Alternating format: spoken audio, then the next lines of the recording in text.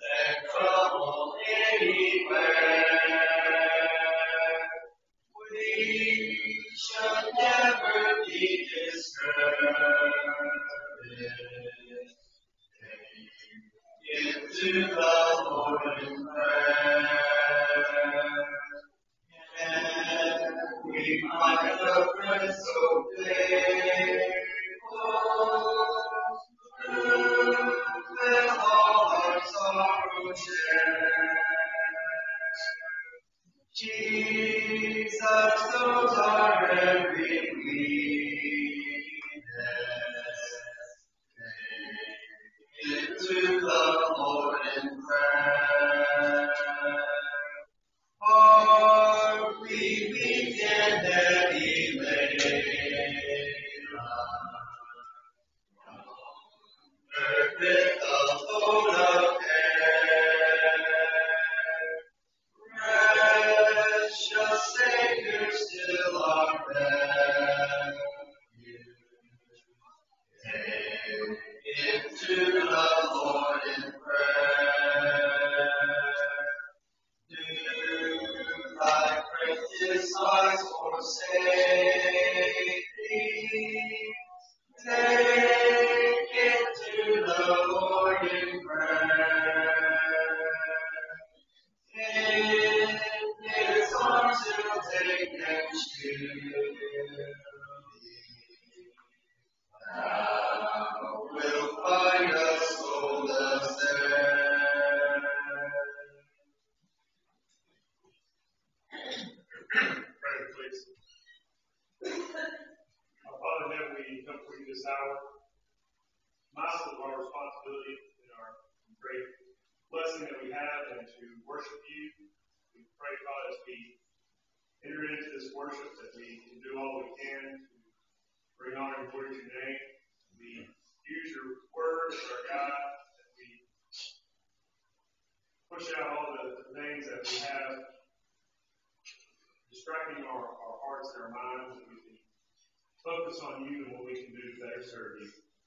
Father, we thank you for everyone that is here this evening, has a desire to study your word, to worship you. We hope, Father, that we can encourage one another in the songs we sing, that we can be uplifting to you. We pray, Father, that you give the speaker the hour of a recollection of what he's prepared, and we can, as listeners, listen attentively and apply it to our lives to make changes to be. We pray, Father, for all that we have going on in this congregation, all the work that we do. We hope, Father, that we can continue to have the strength and the numbers and the ability to go out and teach the gospel. And we hope, Father, we can continue to have children here, that we can encourage them, that we can strengthen them, that they can grow up to be strong Christians, that they can continue on the work throughout this community. Father, we pray for our country, for its leaders, for the challenges that we face. Father, we know that we are a blessed country, and that you've made it so. We hope, Father, we can continue in the freedom that we can use the blessings that we have as Americans to serve in your kingdom. We can do all we can to spread the gospel here, but also abroad. Father, we pray for your kingdom. We know, Father, it's strong. We know that it cannot be defeated. Help us to work in it, to fight for it, and we can help it to grow in the area around us. Father, we pray for those in our congregation who are sick. We know, Father, there are many that need your healing hand. We pray that you will give them a day of rest and to be your will. Father, we pray for our upcoming gospel meeting. We know that you will bless it. Help us do all we can this month to encourage those to be here, of our own numbers, but also of our family and friends. Father, as we go through the remainder of the service, we ask that you be with us. Help us do all we can to worship you in spirit and truth. Forgive us our sins in Christ's name. Amen. Next song, number 716. Number 716, Walking Along with You.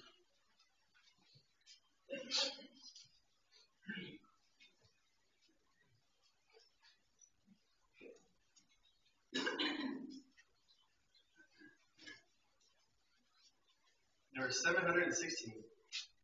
Walking alone at even, viewing the skies afar, bidding the darkness come to welcome each silver song. I have a great delight in the wonderful scenes above. God in His power and might is showing His truth and love. Oh, for a home with God, place in His voice to rest. Sure enough, safe alone with Jesus and the blessed. Rest for a weary soul, once redeemed by the Savior's love. Where I'll be pure and whole and live with my God above. Sitting alone at even, drinking the hours away, watching the shadows falling, now at the close of day. God in His mercy comes with His word He is calling near, spreading His love and truth around me and everywhere. Oh, for a home with God, place His voice to rest. Sure in a safe abode with Jesus and the blessed. Rest for a weary soul, once redeemed by the Savior's love. Where I'll be good and whole and live with my God above. Closing my eyes at even, thinking of heaven's grace, longing to see my Lord, yes, meeting Him face to face, trusting Him as my all, wheresoever my footsteps roam, pleading with Him to guide me onto the Spirit's home. Oh, for a home with God, a place in His voice to rest. Sure in a safe abode with Jesus and the blessed. Rest for a weary soul, once redeemed by the Savior's love. Where I'll be pure and whole and live with my God above. Our next song will be number 647. Number 647, The Love of God.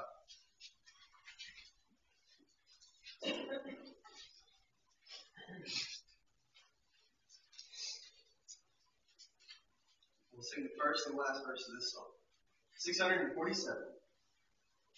Since the love of God has shed priceless blessings on my head, I have made I will hide it in my heart, that is never any part. It shall move thereof. The love of God within the Lord. And wanting more, the soul above, like Jesus in His tender mercy. If the heart is made His dwelling place, the love of God within the cheer.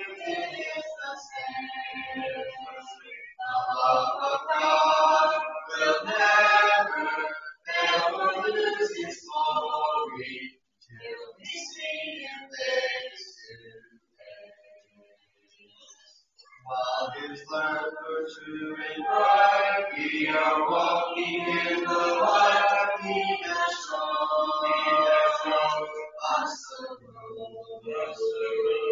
We His glory must reflect. As forgiveness and neglect keeps us whole from His God.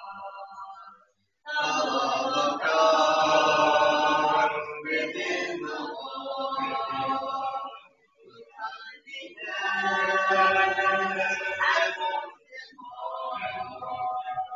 The soul will flow like Jesus in His tender mercy.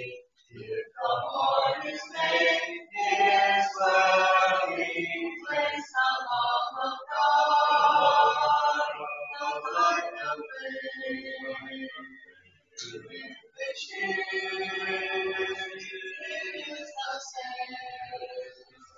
The love of God will never fail nor lose its glory till we see Him face to face.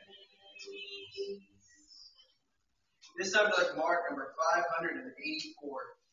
Mark 584, softly and tenderly. Please, that song is the invitation song after the lesson.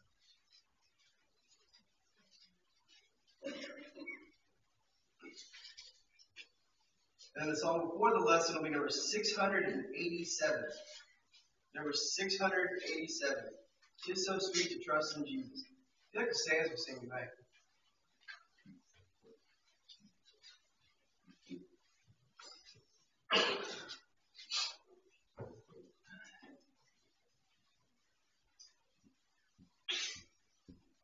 Number 687. 'Tis so sweet to trust in Jesus, just to take Him at His word, just to rest upon His promise, just to know thus saith the Lord. Jesus, Jesus, how I trust Him, how I prove Him more and more. Jesus, Jesus, precious Jesus, oh for grace to trust Him more. Oh, how sweet to trust in Jesus, just to trust His cleansing blood, just in sinful faith to plunge me beneath the healing cleansing blood. Jesus, Jesus, how I trust Him, how I prove Him more and more. Jesus, Jesus, precious Jesus, oh, for grace to trust Him more.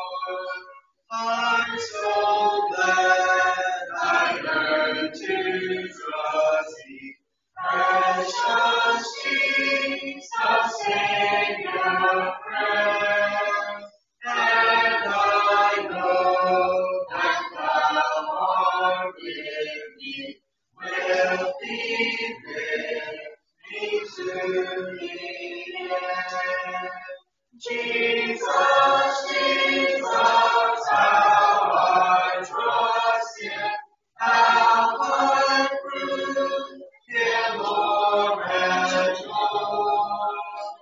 Jesus, Jesus, precious Jesus, oh, for grace to trust Him more.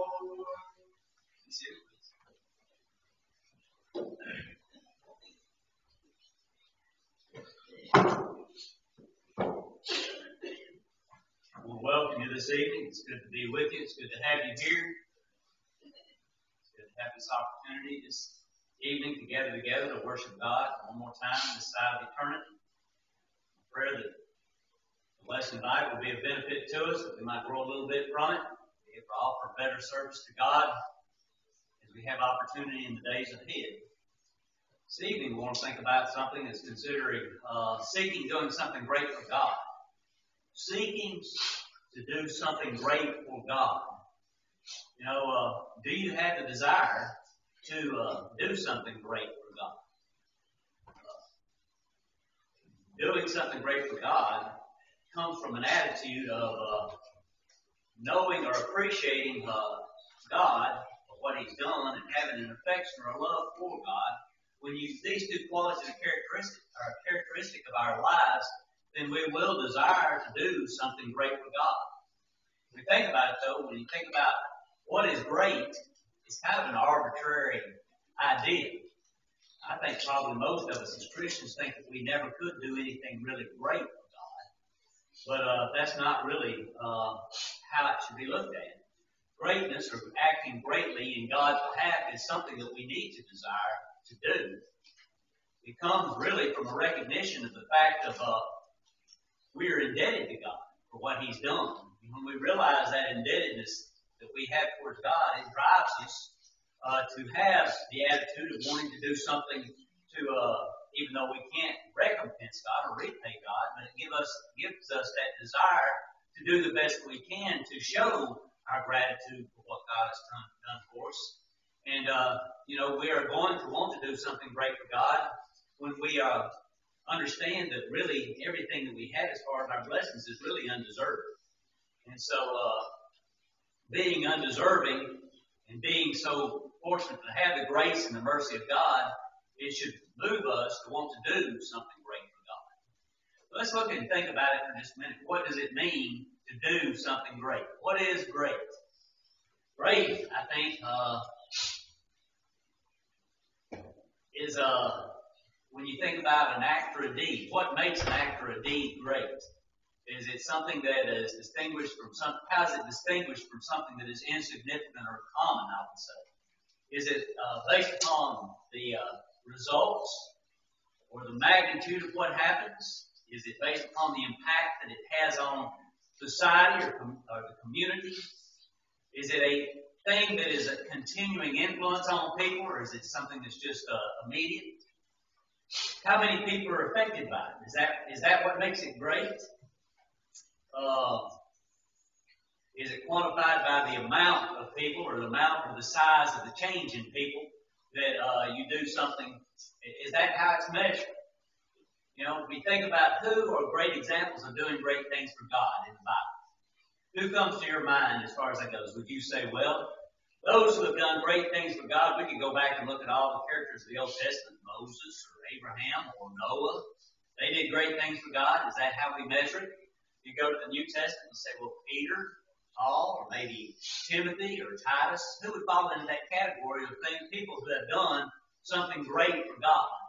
Do we measure ourselves, or do we measure greatness only by those people that we see in the Scripture? I think that greatness is not limited to the accounts that we see in the Bible. And many times when we think about great people of God or people who have done great things for God, we look and measure ourselves by these exclusive people in the Bible, but it's not limited to that, and so we need to be very careful. Sometimes, rather than encouraging us to strive to do great things for God, it can cause us to become discouraged or have an attitude of, well, we can't do great things for God, and so it has an adverse effect on us. But greatness is not measured by these few people that we see in the Scriptures who've done great things for God, and so we need to be very careful that we should desire to do a great thing for God, but not measure ourselves by those illustrations and examples of lives who were great in the Scriptures.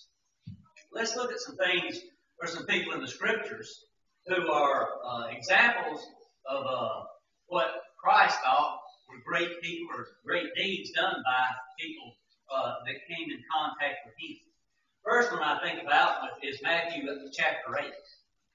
Matthew chapter 8, beginning at verse 5, it says that Jesus was in Capernaum, and there came unto him a centurion, beseeching him, and saying, Lord, my servant lieth at home sick of a palsy, grievously tormented. And Jesus said unto him, I will come and heal him. But the centurion answered and said, Lord, I am not worthy that thou shouldest come under my roof, but speak the word only, and my servant shall be healed. For I am a man under authority, having soldiers under me, and I say to this man, Go, and he goeth, and to another, Come, and he cometh, and to my servant, Do this, and he doeth. When Jesus heard it, he marveled and said unto them that followed, Verily, verily, I say to you, I have not found so great faith, no, not in Israel. And I say to you that many shall come from the east and the west, and shall sit down with Abraham, Isaac, and Jacob, and in the kingdom of heaven. But the children of the kingdom shall be cast out in the outer darkness, and there shall be weeping and gnashing of teeth. And Jesus said unto the centurion, Go thy way, and as thou hast believed, so it be done unto thee. And his servant was healed the same hour. When we think about greatness or doing a great thing for God, we see within the centurion something or a quality that Jesus Christ actually used the word grateful. This man had a great faith. He did something for God. He exhibited great faith in his Son, Jesus Christ. And that's one of the great things that we can do, is to have the kind of faith that believes that whatever Jesus says he's going to do, he's going to do. You know, it comes to our challenges in life. Sometimes we believe in Jesus Christ. We believe that Jesus has all authority. We believe that Jesus has all power, except when it comes to dealing with certain issues in our own lives. And then sometimes we have a little bit of doubt there. We can do great things, or we can do a great thing for God by trusting in Jesus Christ to deliver on his promises to us, and taking care of us, and giving us the forgiveness of sins, providing for us the hope of heaven, and helping us to deal with the issues in this life. You know, Revelation 2:10, the last part of that verse says, Be thou faithful unto death, and I will give thee the crown of life. Doing a great thing for God is being faithful unto death, no matter what we might have to face in this life. Secondly, when I think about how Jesus looked at people who were doing great things, it's found in Matthew chapter 15. In Matthew chapter 15, verse 21, it says, Then Jesus went thence and departed into the coast of Tyre and Sidon. And behold, a woman of Canaan came out of the same coast and cried unto him, saying, Have mercy on me, O Lord, thou son of David. My daughter is grievously vexed with the devil. But he answered her not a word. And his disciples came and besought him, saying, Send her away, for she crieth after us. But he answered and said, I am not sent but unto the lost sheep of the house of Israel. Then came she and worshipped him, saying, Lord, help me. But he answered and said, It is not meet to take the children's bread and cast it to the dogs. And she said, Truth, Lord, yet the dogs eat of the crumbs which fall from their master's table. Then Jesus answered and said to her, O woman, great is thy faith. Be it unto thee even as thou wilt. And her daughter was made whole from that very hour. Jesus recognized the faith of this woman as being great because she was so persistent in desiring of what Jesus wanted. You know, first he ignored her. Then he cast her aside as being, because she was not of the children of Israel, as one who was not worthy at that time to receive it. But yet she persisted and she persisted and she persisted until she received what she wanted or what she needed from the Master. Jesus sees persistence on the part of those who want from him a great trait or a great thing that can be done towards God. What kind of persistence do you and I have in our lives in accomplishing the things that we need to accomplish spiritually? Do we just try it once or twice, and then when we run into a barrier, we just give up and turn away? We have to be persistent. If we're going to do great things for God, we have to be persistent to the point of accomplishing what we need to accomplish in our lives. And then think about the widow in Mark chapter 12. It says that Jesus sat over against the treasury and beheld how the people cast money into the treasury, and many that were cast in much. And there came a certain poor widow, and she threw in 2 mites, which made the farthings. And he called unto his disciples and said to them, Verily I say to you that this poor widow has cast more in than all they which have cast into the treasury. For all they did cast it of their abundance, but she of her want did cast in all that she had of all her living. This woman set the example of a great thing for God in what she did in her offering to God. Jesus looked at all these people and saw much being given, but yet he made note of her offering as being great because she was willing to sacrifice all that she had in order to get to God. We understand that it's not the amount that makes a thing great, but it is the sacrifice that we make towards God, whether great or small, it is what will get us blessed and what will be seen by Christ in our lives as being great in offering our lives to Christ. Think about Mary and her commendation for the Lord about how great she was. When Jesus was in the house and Martha came to him because the sister was not helping her and said, bid her to do the work for me in Luke chapter 10. But in Luke 10 verse 42, this is what Jesus said. But one thing is needful, and Mary hath chosen that good part, which shall not be taken away from her. Jesus recognized that Mary had made the proper decision to put Christ first in the teaching of Christ and to sit at his feet and to learn about him and his example. And so she was doing a great thing. And we need to understand that when we strive to put Christ first in our lives, that Christ will not allow that to be taken from us, but we will be blessed because of it, no matter what others may say. And we are interested to look at Mary in her life and the example of living a great life and doing great things for Jesus, and the example that she gave even in the face of those who were Jesus' disciples trying to deter her from doing that.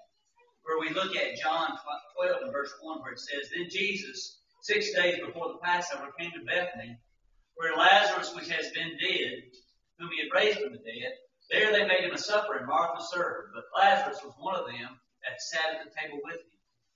Then took Mary a pound of ointment of spikenard, very costly, and anointed the feet of Jesus, and wiped his feet with her hair. And the house was filled with the odor of the ointment.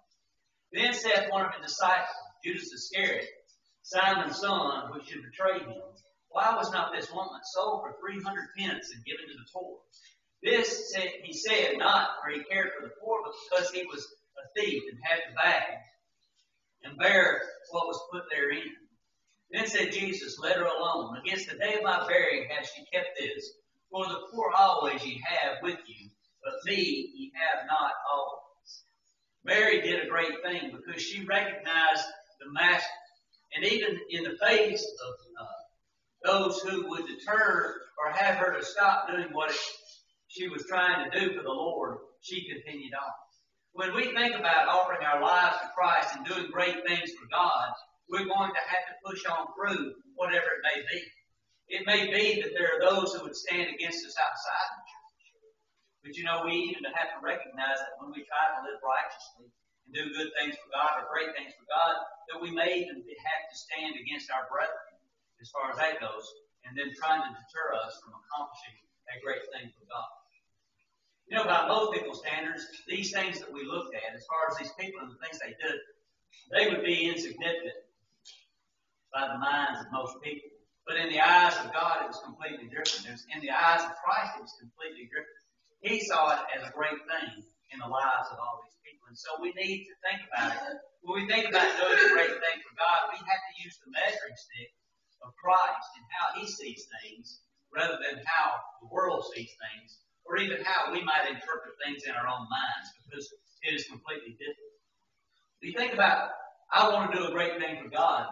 People who follow Christ often wanted to do great things for God. Even the apostles wanted to be sure that they did great things and wanted to know what it meant to do great things. In Matthew chapter 20, they questioned this to some degree because a couple of them, or actually James and John's mother, asked that they be put in a position of authority or power so that they might be great within the kingdom. And so there was a great commotion in the apostles and a debate. Actually, they had gotten angry with these two men because they wanted a position of power and authority where they could be great. And so Jesus comes to them and says unto them about what it would take or what it was like in order for us to do, or for them to do great things for God. In Matthew 20, verse 25, it says, But Jesus called unto them and said, Ye know that the princes of the Gentiles exercise dominion over them, and they that are great exercise authority upon them. But it shall not be so among you, but whosoever will be great among you, let him be your minister. And whosoever will be chief among you, let him be your servant, even as the Son of Man came not to be ministered unto, but to minister and to give his life a ransom for many. Jesus made the contrast between worldly greatness and what would be great towards God. And he used that term minister there. If you're going to be great, you are to be a minister. We use that term quite often in talking about the preacher as a minister, and that's not an incorrect designation as far as that goes, because a minister is a servant of God and a servant of the people. And within the congregation, actually a servant of people. So that qualifies him as being a minister. But that term minister is actually the same word that means deacon. And so it's a word of servant of any kind. It's just not speaking of one who is a gospel preacher or an evangelist or that sort of thing, but it is filled by those who fill the pews as well. Let him who is going to be great be the minister or be your minister. And it's an idea of ministering to other people. Are we, as seeking to do a great thing for God, seeking to do that by serving one another? Or are we just worshipers? Jesus said that if we're going to do great things for God, it's not about the matter of worshiping God, but it's a matter of ministering to others and how we minister to others, especially among ourselves and to each other. You know, the apostles he had dealt with the apostles about this idea of doing great things for God. In Matthew chapter 18, the disciples came to him saying, "Who is greatest in the kingdom of heaven?" Matthew 18:1. And Jesus called the little child unto him and set him in the midst of them, and said, "Verily I say unto you, except ye be converted and become as little children, ye shall not enter into the kingdom of heaven. Whosoever shall humble himself as a little child, the same is greatest in the kingdom of heaven." Jesus explicitly defines how a person is to do great things for God. He must first and foremost humble himself in the matter of dealing with people who are in life. You know, it's not a matter of doing one great thing towards God, but it's a matter of doing many small things in our lives that is what makes a great thing towards God. Think about what Jesus said in Luke 16 and verse 10. There he said, "He that is faithful in that which is least is faithful also in much, and he that is unjust in least is unjust also in much." Jesus laid out the principle of greatness in the fact that when you do those small things in life, whatever it may be, consistently, over and over, that's what makes a person accomplish the great things towards God. It's not one big grand thing that people see or that may be accomplished, but it is the small things in life that we do consistently that makes us do great things for God. Paul said it this way in 1 Corinthians 9 and verse 25 through 27. "And every man that striveth for the mastery is temperate in all things. Now they do it to obtain the corruptible crown, but we an incorruptible crown. I therefore so run, not as uncertainty, so fight I, not as one that beateth the air, but I keep under my body, and bring it into subjection, lest that by any means, when I preach to others, I myself should be a castaway." If we're going to do a great thing for God, it begins by us having a sense of self-control over our physical bodies, our tongues, our hearts, our minds, and our actions. Is the first way that we do something great towards God, showing self-control in our lives. I think secondly, we show a great thing or do a great thing toward God is by showing compassion toward our fellow man. 1 Peter 3:8, "Finally, be ye all of one mind, having compassion one of another, love as brethren, be pitiful, be courteous." If we're going to do something great towards God or for God, it has to be expressed in our actions toward each other or toward our fellow man.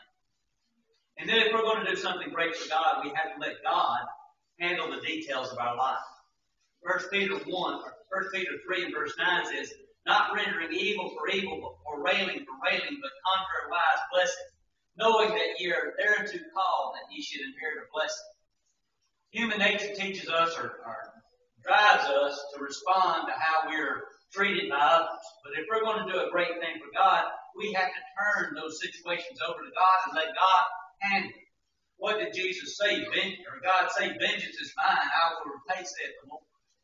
When we can learn to control ourselves when people mistreat us, then we will be doing a great thing for God because we've let God have the control of our lives and the control of the situations that we are in. I think when we think about doing a great thing for God, we need to remember what Naaman was told when he said that he wanted or expected a great thing from God. 2 Kings 5 and verse 13. His servants came near and spake unto him and said, My father, if the prophet had bid thee do some great thing, wouldst thou not have done it?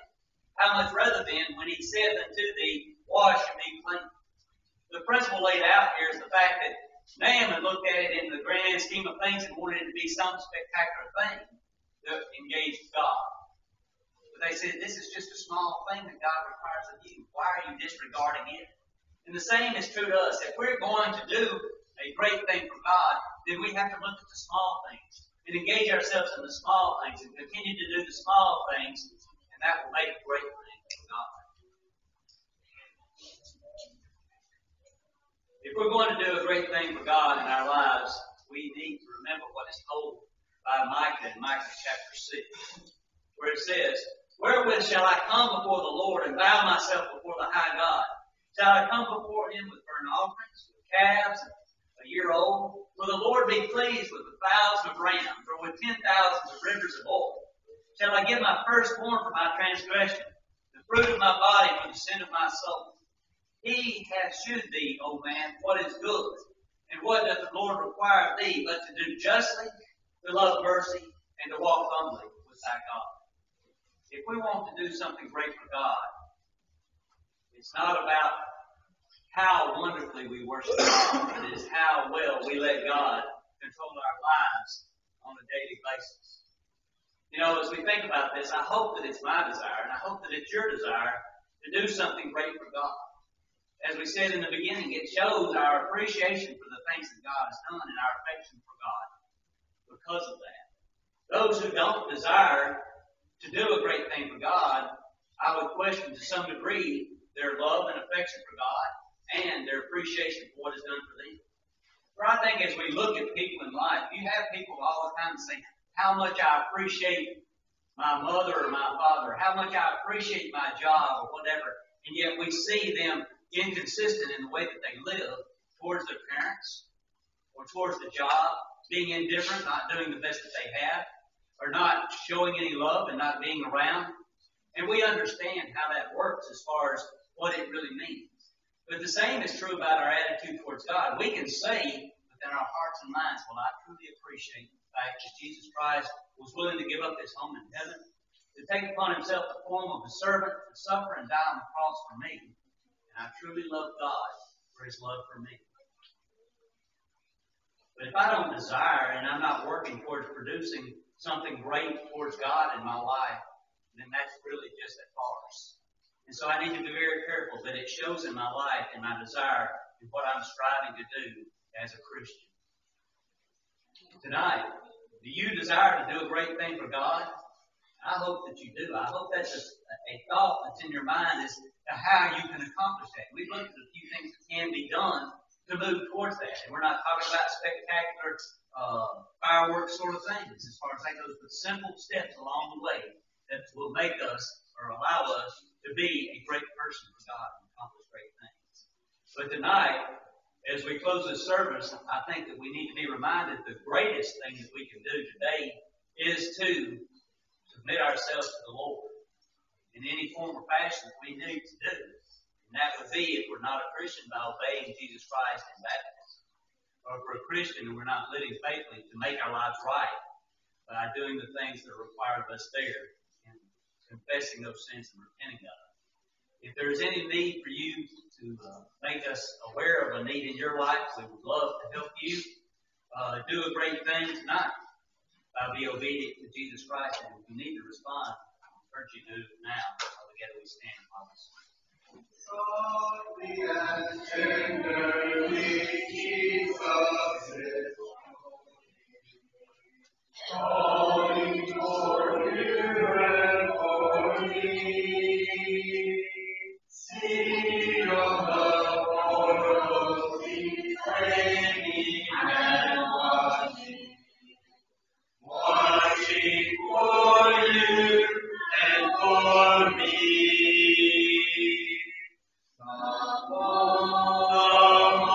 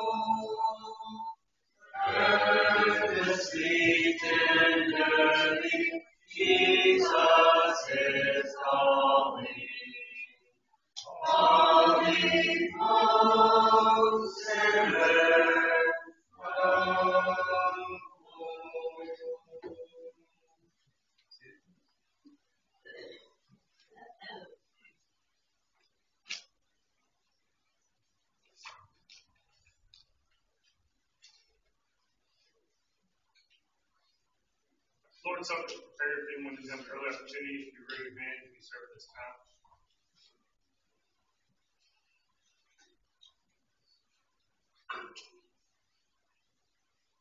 Father in heaven, we ask you now to be the one who takes this bread, which represents your Son, by his broken cross for our sins, and they take it in a manner worthy of your sight. In Christ's name, amen.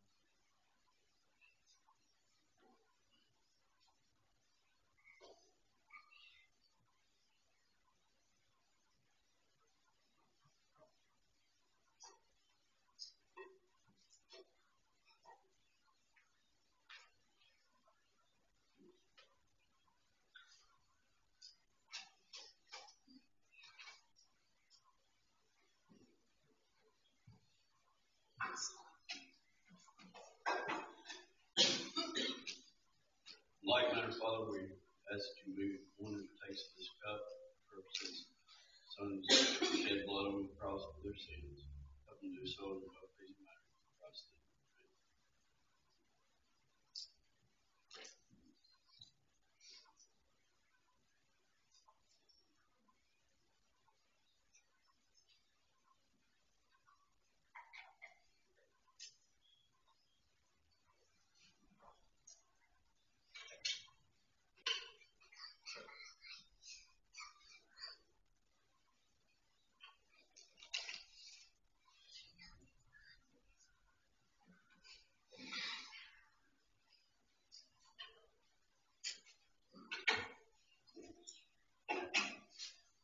Would anyone wish to lay down the sword this time?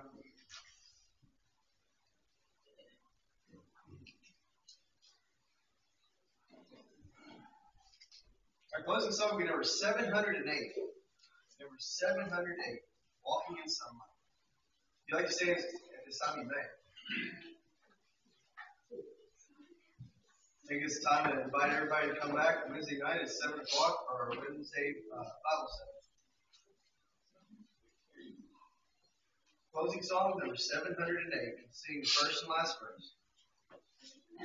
Walking in sunlight, all of my journey, over the mountains, through the deep hills. Jesus has said, I'll never forsake thee, promising mine that never can fail. Heavenly sunlight, lighting my soul with glory divine. Hallelujah, I am rejoicing, singing his praises. Jesus is mine. In the bright sunlight, ever rejoicing, pressing my way to mansions above, singing his praises, gladly I'm walking in sunlight of love. Heavenly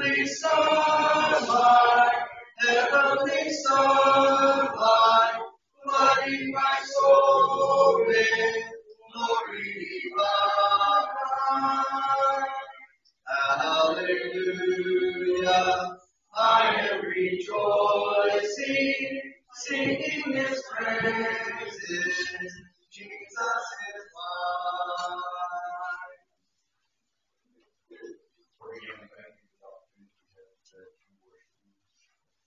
You would want us to reach the sick, would be personal life, good souls to receive soon, service, keep us free, continue to meet worship you God in the best way, you might find Jesus. Whatever is the next time,